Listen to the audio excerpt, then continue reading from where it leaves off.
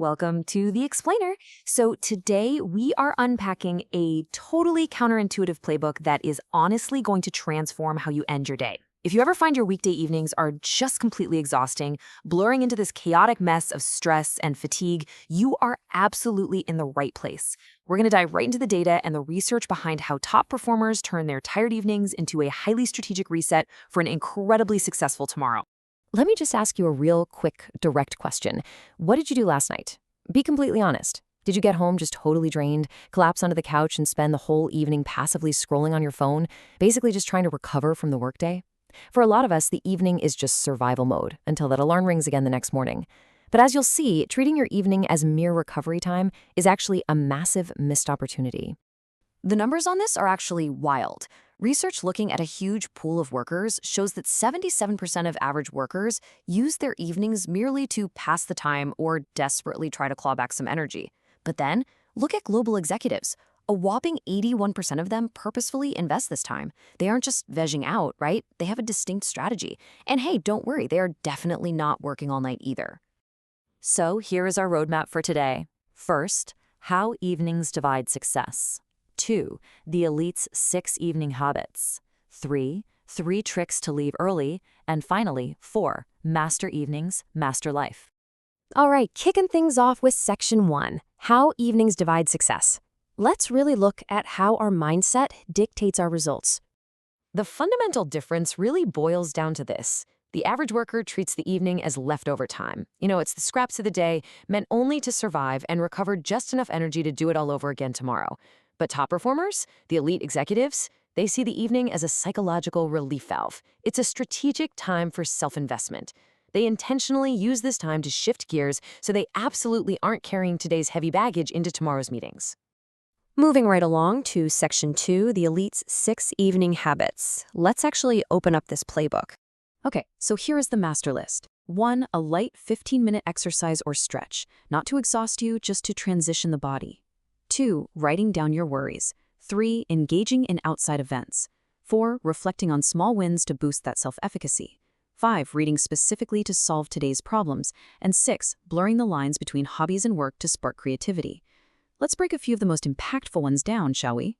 This first one is incredibly powerful. Elite performers practice what we call day closing.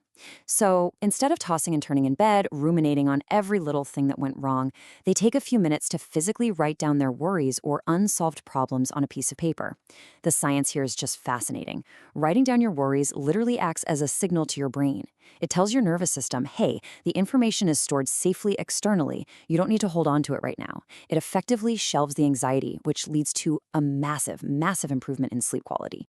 Next up is escaping the comfort zone. Your workplace, even if it's super stressful, becomes this comfortable, highly predictable bubble. It can get stagnant. The elite consciously break out of this by looking into outside events. And here is the real beauty of this habit. You don't even have to actually attend right away. Just taking 3 short minutes in the evening to search for a local industry meetup or even a completely unrelated hobby class and just bookmarking it for next month, it expands your perspective and completely prevents you from getting trapped in that workplace echo chamber. Then there's the crucial point of how you consume information at night.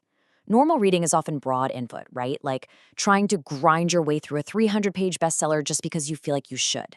Elite reading is totally different. The research actually gives us permission to stop reading whole books. Instead, use your evening to read just a few pages, or maybe a single chapter, aimed at solving the exact problem you face that day at work. When you read to solve an immediate, highly relevant problem, your brain's retention rate absolutely skyrockets. Okay, Section 3, 3 tricks to leave early. Time to reclaim your evening. Now, I know exactly what you're thinking. You're thinking, I work late, I do not have time for a 15-minute stretch or targeted reading.